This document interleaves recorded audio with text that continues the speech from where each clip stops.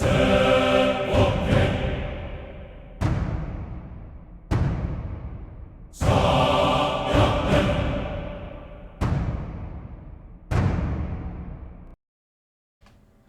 and welcome to the Vasilia Roman channel. My name is Michael and today we are starting a new campaign, this time in Europa Universalis 4. Yes, I finally bought the game. Now, well, as you can see, we are not going to play the base game. It is the 1356 modification, a timeline extension mod that allows us to start from all the way from 1356, and there are some additional options here. And I want to play as the Byzantine Empire, and well, I guess I should give you some historical background first of all, and also we can take a look at the map and so on. I mean, there's a lot of historical context that I can give. There are lots of things that are different. There are no Timur's empire yet. There are no Ming yet. There is just the so-called Red Turban Rebellion, and so it's still the Yuan Empire. Then there's this Liaoyang, which was historically the province of the Yuan Empire controlled by the Manchurians or some governor, but it was like a vassal of Yuan basically. Then there are rebellion of some Chinese warlords or something, among which Ming became the main one, obviously. So in the Eastern Europe, there is some things are pretty much the same, but some things are different. Muscovy is not yet as strong as it is in the base campaign. They still have some vassals, yet they're a lot weaker, and they and also every other single Russian state, Russian principality, and also some of these Eastern nations, they're all protectorates of the White Horde. And well, they start with an event chain that allows them to form a so-called League of Russian principalities, and when they are allied together, then they go to war with the White Horde, which is what's left of the Golden Horde by that point. And or actually it is the Golden Horde, it's just they represent it so that it has different nomadic clans, but it's basically like the same thing as the Golden Horde. And well, these chain of events, which happens usually in about 2 decades after the start of the game, it is supposed to represent the historical Russian uprising, or however you want to call it, the great battle of the Kulikovo Pole, where the Russian principalities united together even with the Lithuanians, fought against the Golden Horde pretender Mamai, who wasn't himself a Chingizid, he was a usurper. And what is funny, historically, they won in that battle, they crushed Mamai, but then the legitimate Chingizid Khan Toktamish, basically 2 years after the battle, he came to Moscow and burned it down. So that was a kind of bittersweet moment of Russian history. But anyway, when it comes to these territories, Lithuania is still pagan. They have a couple of events that allow them to convert either to Orthodoxy or to Catholicism. In the west, there is a civil war in Castile between faction of Trastamara and the Castilians, I guess. EU4. I'm not really strong in the Castilian history, so I can't tell you more. I'm in Spanish history. There's also the 100 Years' War going on in here. And like there are lots of stuff, but I'm going to play the Byzantine Empire, and well, the main thing that is interesting to us and what will give us a bit of historical context is, well, it's year 1356, which is the time of civil war in Byzantium. When you start the campaign, there is a rebel army in and around Adrianopolis, and they called Cantacuzino, and that is not a random thing, that's for a reason, to represent the historical civil war. And what was happening there is that the previous emperor, father, as far as I remember, father of Ioannis, Andronikos III, as far as I remember, he was a good emperor, but he ruled together with his friend, and his friend was Ioannis Cantacouzenos, and together they were trying to stop the decline of the empire. They introduced certain good reforms, they tried to defeat corruption and so on.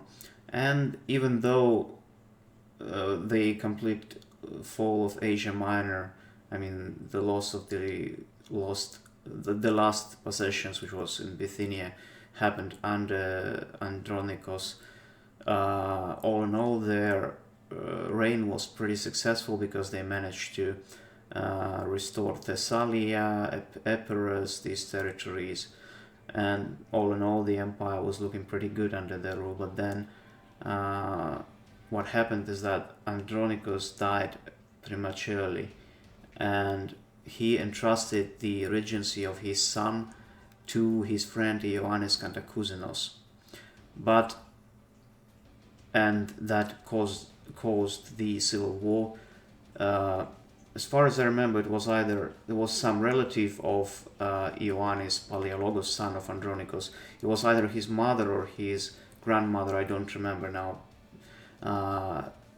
She gathered coup, or how to put it properly. She with her co-conspirators, among them there was a guy called Alexios Apakaufkos, one name of many that I remember. Together with him and other co-conspirators, they tried to replace Ioannis Cantacouzenos as regent and introduce a different regency, so to speak. But the thing is, because of that, there was a civil war exactly almost 10 years before the start of this game.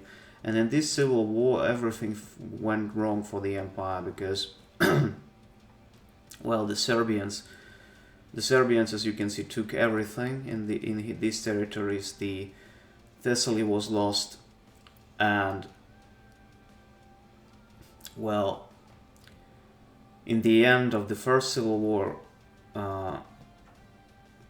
Ioannis Cantacouzenos, John Cantacouzenos, was able to actually restore his position, and he also gave his son Matthew Cantacouzenos territories in western Thrace, exactly in and around Adrianopolis, to rule there. He wanted to appease his son because, well, even though he emerged victorious in the civil war, he still wanted Ioannis to be the legitimate ruler, let's put it that way. But Matthew, he was an ambitious guy, and so he wanted to replace Ioannis, and he wanted to become the heir apparent instead of Ioannis Palaiologos. So he rebelled, and together with and now I always get a bit confused, because they were looking for different allies. Well, yeah, now I remember. Basically, Matthew Cantacouzenos with his father, because his father decided to support him, he asked Ottomans for help, and John Palaiologos asked Serbians and Venetians for help. And so there was a battle, and Ottomans and Matthew emerged victorious, and they defeated the Serbians. And well, Matthew and John became the actual emperor, but then John Palaiologos escaped, and with the help of Genoans, and also using the fact that Cantacuzene weren't really popular at that point in the city, he snuck into the city and he became the emperor again. So he took the city back. And this is exactly the position in which we find ourselves in the start of this campaign, where we control Constantinopolis. We have semi-independent territory around Thessaloniki, which was basically a city and its environments. And there's also semi-independent enclave in Morea. I mean, in the game, Thessaloniki are still like territory under our control, but historically it was like an enclave which was hardly under control of the empire by that point. And when we start, there is a big rebel army in Adrianopolis, and it represents the Matthews and John's rebel army. And so this is the position in which we find ourselves in. Yeah. Now I guess I gave you the historical background. Now we can probably start it. Let's do it. Let's start a new campaign.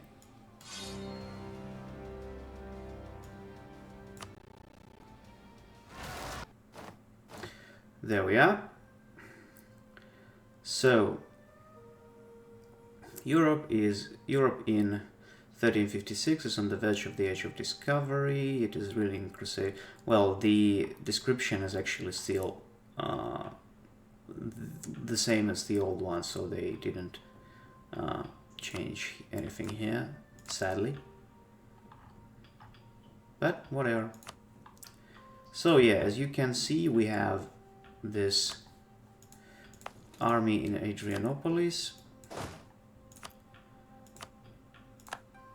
Okay, Ioannis Palaiologos is usually pretty useless, but these guys have a lot better general than we do. Now, let's see, they allied with Bulgaria, of course. Karaman, Naples, well, that's interesting. Serbia didn't rival us, neither did Bulgaria. Whoa, that's weird. Both of our usual enemies, instead of rivaling us, decided to be our friends, which actually can be pretty useful for us, because, well, we can use either Bulgarians to defeat the Serbs, or we can use the Serbs to defeat and vassalize Bulgarians, but then we would have to turn on either, because, well, there can be no peace with evil Slavs. Yeah. Now I actually now a bit confused, because usually, like in every single campaign, these two fuckers became your enemies. But this time the Ottomans actually rivaled me from the start, which is unusual again. And also wait a second. Who did rival me? Let's check it. Naples and Karma. So only these two guys. Interesting. It's very, very interesting, I have to say. Huh. Okay, let's see. So it's Serbia. No Bulgaria though, for some reason. Anyway. Serbia, Kandar, Kermian, Trebizond, Cherkassia. I mean, these guys are usually like Kandar, Trebizond, Cherkassia, and Theodoro. They always want to be your vassal, so there's not much to say about that, but, well, when it comes to these people, that's a bit unusual. Yeah, I mean, Even though we would have to go against the Serbians at some point, I mean, simply the fact that we can have such a strong ally on the start is a pretty useful one, because that would deter the Ottomans from attacking us in the very beginning. Yeah, and we at the same time can use this time, sorry for that wordplay, we can use this time in order to conquer all the territories that belong to these small beyliks, because let me show you something. In this modification, if you look at this, all the territories in the coastal areas, they all Greek culture, and which is even better, almost all of them except for Kastamoni, they are all Orthodox. And these beyliks, they don't usually convert them pretty fast, so they can be still Orthodox and Greek even after a couple of centuries. So yeah, even though we don't have cores on all of them, we can still declare war on the Aydin, and we then can also declare war on this if we make claims fast enough. So yeah, I mean, that's a good start actually, and not perfect by any means, because the Serbians are in control of like quite a lot of territories that belong to me, but that's it. And also, yeah, with this new patch, with this new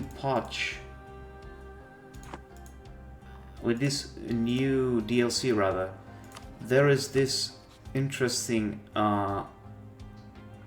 opportunity that would allow us to ask them to return our core provinces. I am not sure if that will work, but if they'll be kind enough and we will have relationships that are good enough, I guess we might actually ask them to return these provinces kindly to us. Yeah, why not? Let's see how it goes anyway. Yes, I just did send the diplomat there. And now let's also ally the Trebizond. No, we can't. We should wait a day, sadly. Anyway, let's give the usual private control, yes, free enterprise, the usual privileges to all the estates. The basic ones that do not require any crown lands or anything else. I mean, they require absolutism, but, well, that's something that we can tolerate. Rights of council and supremacy over the crown. Another thing I want to give to the burghers is control over monetary policy. Just look at this: interest per annum minus half something, and yearly, and what is a lot better is yearly inflation reduction plus 15, which means that we can, without any problems, take all of those events that give you monarch points but also some inflation. That wouldn't be an issue for us. So yes, always choose this one. Very, very cool thing. Then clergy, we can actually go for this, I think. Yeah, it'll be useful when we fight the Ottomans. And for now I leave Cossacks as they are. And yes, let's choose Naples and Karaman. And I would also choose then the... oh, no Serbians. The Ottomans. Now let's start. I don't think we should hire anyone. And then we should actually... I mean, we should hire something, but we should hire some troops. That's what we should do. Yeah. Yes, that's great. We are allied to Serbia now. And also let's ally the Trebizond. I don't know why, because maybe we'll be able to make them our vassal at some point. Okay, what we should do, we should certainly attack these guys at some point. They are allied, oh, Papal State among all people.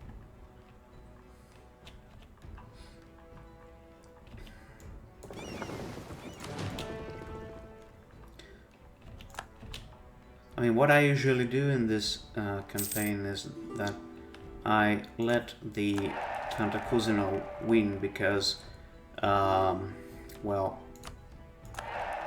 let's say if they win, I don't know if they actually would say anything. I mean, it says that it's 2-3, but it's usually, I mean, even that it's better than our current ruler. But usually, when they actually win, the actual peeps or like the attributes of your ruler, the Cantacuzinos guy, they a lot better than that. So it is in my best interest to let them win. Also, we will get part of this force like for free. I mean, yeah, it would be a bit well, a bit bad for our economy when they take Constantinople, but well, that's something we can tolerate. It wouldn't be too bad. Let's declare war on these guys. Naxos would join them in the Papal States. I don't care about Papal States, so because they are too far away, and I don't think. Let's actually take a look at their fleet. Military navies total. And of course, it's Venice, Naples, Papal State 15. Well, that should be quite a big one. Not good. Let's hire a. Okay, that's a good guy. But anyway, we have to declare war on these guys, because if we don't do it now, they will get more allies. Instead of doing anything stupid, we shall take their 2 lands for Moria, and we will take Naxos for ourselves. Also, if we will be able to crush their fleet, we might be capable of... I'm not sure about actually making a naval assault on Roma, but if we do that and we take it, we can pillage the capital. Imagine the Roman Empire pillaging Rome. That's some stupid stuff. That's absurd. But, well. Okay, Corinth. Let's go for Corinth. Let's attack them. There we go. Let's go there. Let's crush their fleet right away before they send any more boys.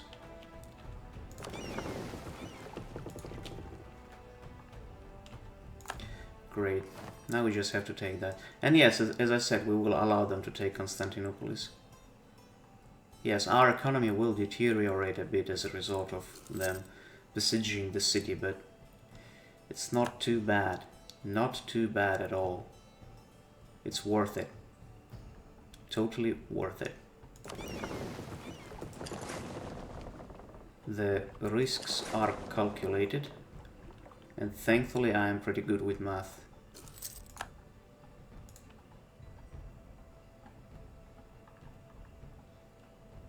Or so I think, anyway. Oh, come on. You are not able to crush this small fleet? And then the... Okay, let's crush this Keros ship. Or we can actually try to fight a bit longer. I don't know how it goes, but let's see. Our ships are still doing pretty well. Okay, there is Hagia Sophia that is going to drown. So let's go back to Thessaloniki. Let's stay there. We don't have much money, so yeah. Gonna wait for that.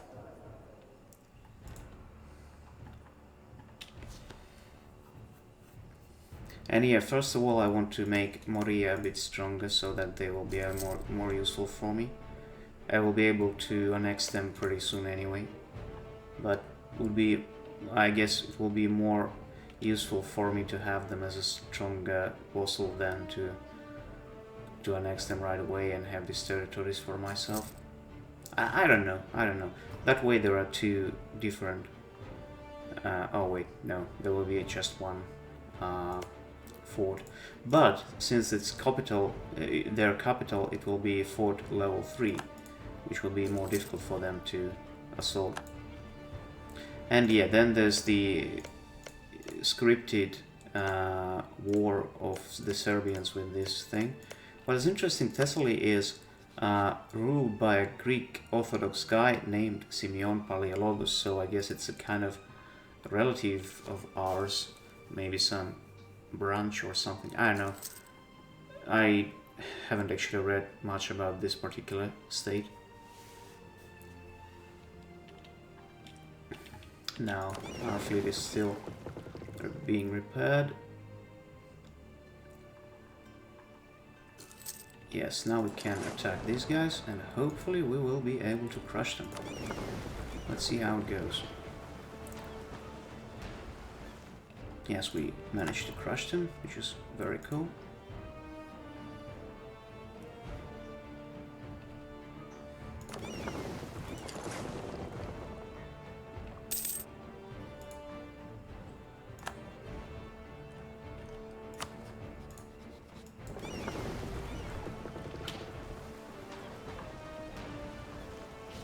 Okay, Agios Kyprianos probably going to die. And they don't have any single ship that's going to die, so let's run... Or was it actually their ship? I don't know. Whatever, however, it doesn't matter.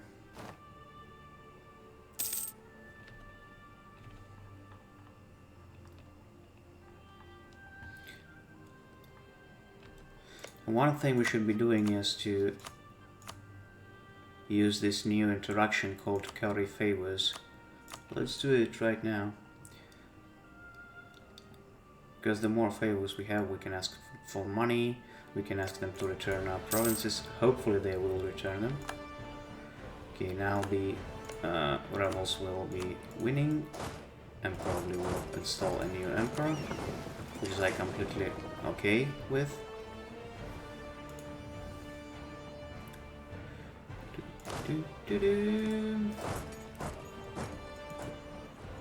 Now let's see how it goes. God damn it, let me choose them. Is it ours or is it the... I don't know. Now I can't even see which one is which.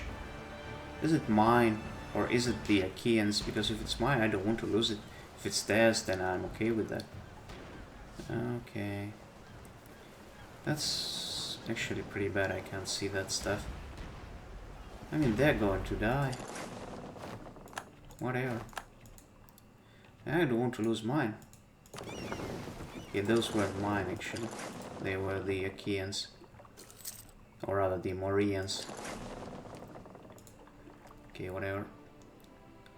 Let's do it our way. Also, let's take a look at the rebellion. They still at 15% for some reason. Yes, we did that. Now let's go to Naxos. Oh, we can because they sent another fleet here. Oh no, they didn't. Or did they? Or was it about these guys that have some different war?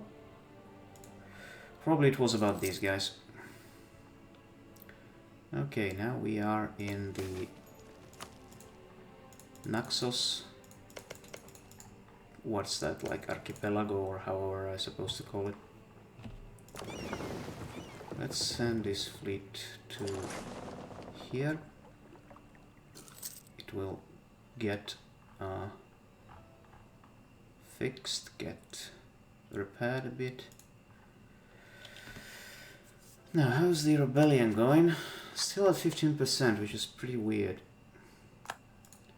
Oh yes.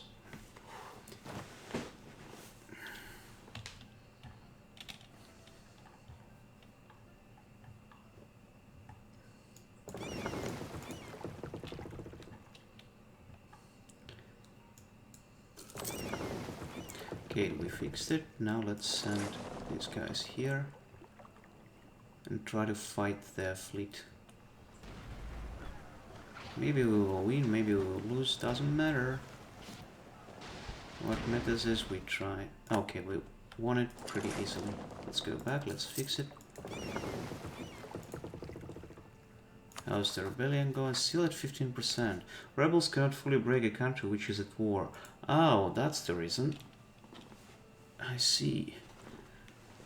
Well, I thought they actually can do that. Weird stuff.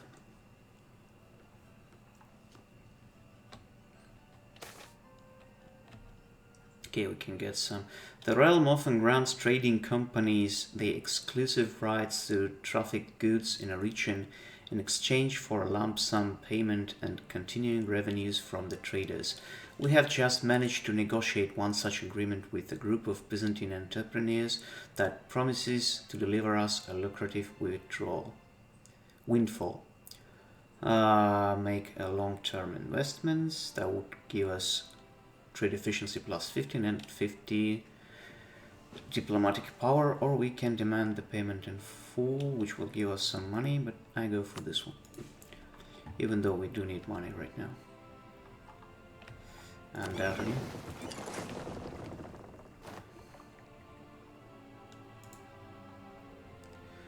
Let's see how this one goes. Well, we are not winning, but we are certainly not losing. Now they are going to lose a couple of their ships. Cool. We are in control. Can we leave certain troops to siege it, and then we shall send the rest to protect the Peloponnese? Or let's go to Arta right away. Stop running like the cowards that you are. You can't run forever. We'll crush you sooner or later. And we did. Okay, run if you wish. That wouldn't help you. And boy, we need money.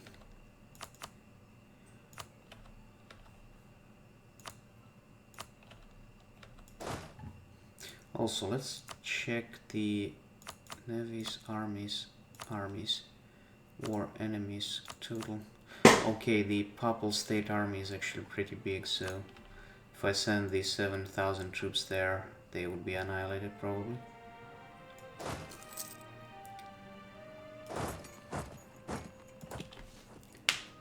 Oh well.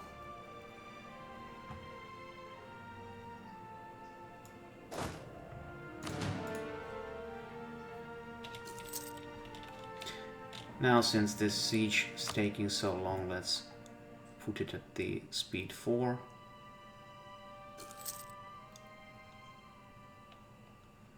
And let's just wait. Okay, there's a naval battle in there. I guess I should send these guys to help them. Okay, they won without my help. And the Ottomans are fighting the Beyliks. Okay, Naxos is ours. Now we can send our troops to... Okay, we can't. Or can we now? Okay, now we can. We did it. Now let's send this army back to Athens.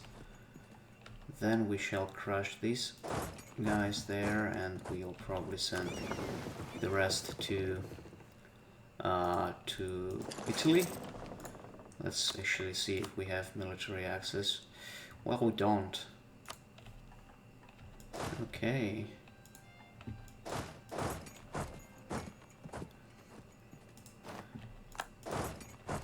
Stop running. Are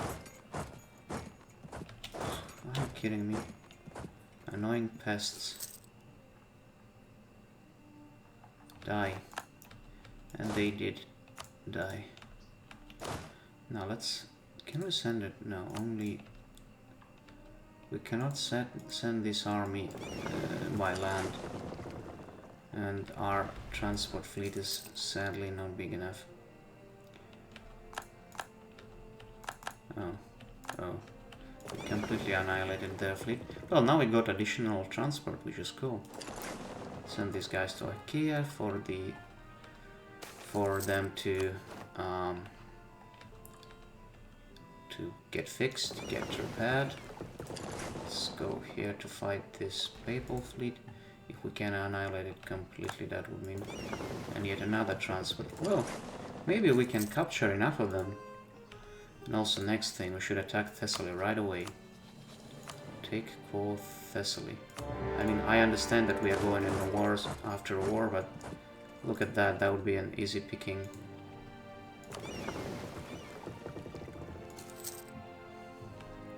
An easy picking for us.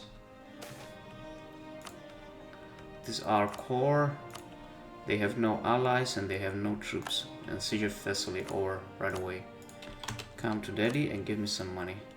The money that I desperately need. Boom. That's the way you do it, boys. That's the way you do it.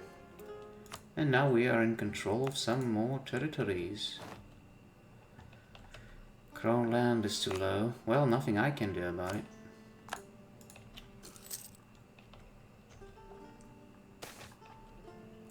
The miracle of life.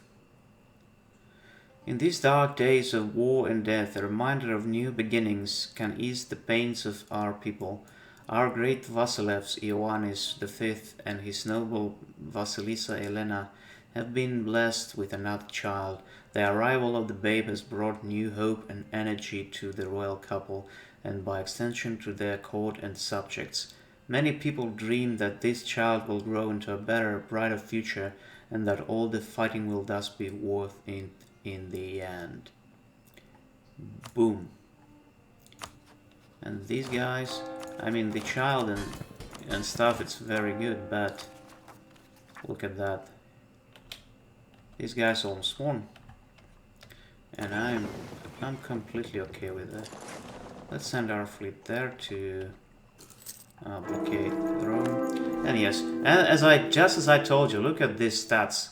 I mean, even though it was 2-3, now it's 5-3-4, and it's happening all the time like this. So I'm completely okay with that. 100% on board. Yeah. And the funniest thing is that since we lost in the Civil War, the general is now available for us, and he kind of represents the Ioannis himself. But if we hire the ruler, it will be also called Ioannis, which is ridiculously stupid, but I'll leave it as it is. And now, honestly, I would really like to send an army into Italy, into Rome, but I mean, there is a way we can do it. Let's actually go to Macedonia. Let's build ship and a cog. That would take us about a year, but that way we will be able to send our whole army there. Or, well, I know, let's actually keep it here for now until it's ready. And when it's ready, we will send this army to Roma. We will take the city of Rome, and the best thing, we will pillage it. We shall pillage the city of Rome, or even better, we can take it. Imagine that, taking Rome in 1360 or whatever the year would be by then. I mean, the Roman Empire that is on the verge of collapse, taking the city of Rome by that would be, as stupid as it is, that would be also funny. Okay, now the actual name of Ioannis' son was Matthew, but since we are playing it so that the Ioannis himself is 18 years old, even though historically he was an old man by this time, well, let's give some different name to his son then. Let it be like I close my eyes, I click, click, click, click, click, and it's Philippos. Okay, let it be Philippos then.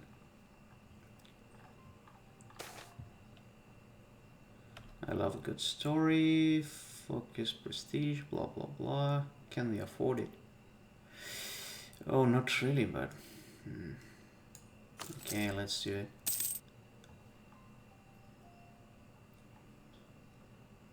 Innovativeness is decreasing.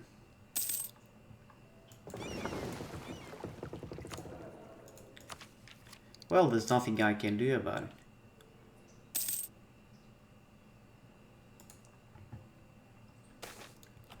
I hate this event. I really do.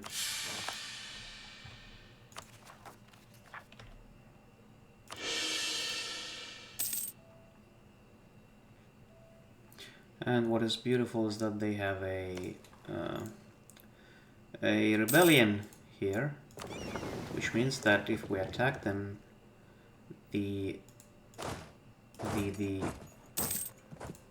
let's see, we will get their siege war score, so it is in our best interest to wait until they take it. In a month we will get a new ship, and that would allow us to transport the whole army. There we go, let's send it here.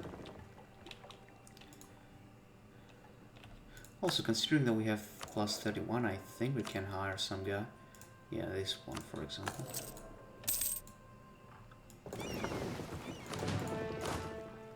There you go. Let's send them to Tyrrhenian Sea. Or is it Tyrrhenian Sea? No idea. Now, what is your faction? Okay. Let's wait for another tick and then we attack them. Yeah, there we go. Hopefully it will be enough. They will be there at 13th of July. I mean, they are the professional soldiers while these guys are just peasants. And yes, 21, and we took Roma. And now we have options. And we also took a ship that was a galley or a light ship, no idea. Well, what we can do, and we can also go here. Take. I also wonder how big Roma is. It's actually 18. How bad it would be if we actually take it. Let's see. Maybe we will take it like right away. There's two options. We can either take it or we can pillage it. Both will give us aggressive expansion. We cannot make it a core. Oh boy. But can we pillage it? Avignon? Are you real? Their capital is Avignon? Dude.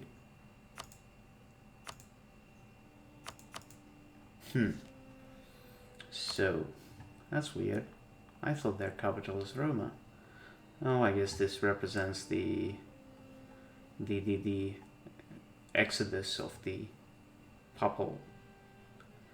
Pope to Avignon, or whatever it's supposed to mean. Not cool.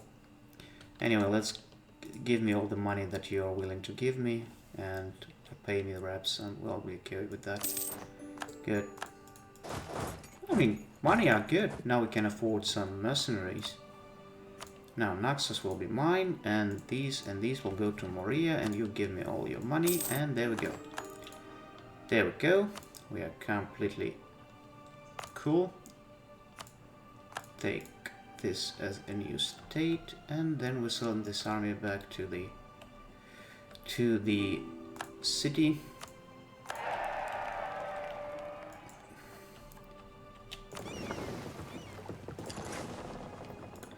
And what we can do next is also, let's see, favors, return core province. What you give me?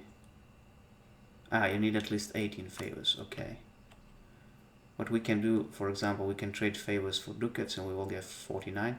That's not something that we need right now, but it's just that we can do that. Let's see these guys. They are vassals of Sicily. If we try to attack them though, oh, that's too many. Too many boys. And another thing is this. There you go. Negroponte is owned by a country of Orthodox faith, so they want me to declare war on the Venetians. Dude, have you seen that? Do you want me to declare war on them, to fight war against the whole world? No way. These guys want to have some basement power in Adrianopolis. No. Okay. Among the bad ones, this one is the best. Yeah, here we are in the city and we can afford an army of 13,000, which is cool. Now, what we can do is, let's see if we can declare war on these guys and ask Serbs for help. Yeah, we can. Imagine that. We can do that. We can take Gallipoli back and even all the other cities in the Asia Minor. I mean, with the help of Serbs, that would be pretty easy, I think, and we also will be in control of the Straits because our fleet is a lot better and bigger. But I think that it's a good moment to finish the episode. We emerged victorious from the civil war by letting the Kantakuzenoi win, and we took back all the territories in Peloponnese, which was only done by, I don't know whether it was the actual last emperor Constantinos or his father or his predecessor, whatever who he was, but it wasn't under the Roman control completely, like until the very end of the empire. And we done it. Also, we took Thessaly back, which gives us a lot more nicer access to the Aegean Sea. And, well, hopefully we will be able to do much more in the next episode. I hope you guys enjoyed this one. I'm sorry for not uploading for too long. I was on a vacation. Didn't have a PC or any other kind of computer with me. Well, now I'm back. Now starting to pump out those episodes yet again.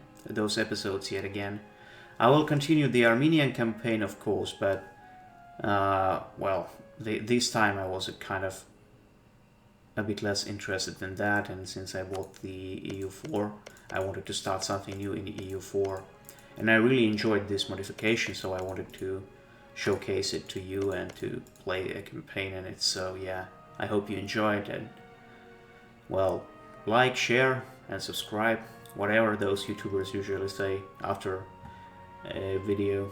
And well, goodbye, and I'll see you in the next one.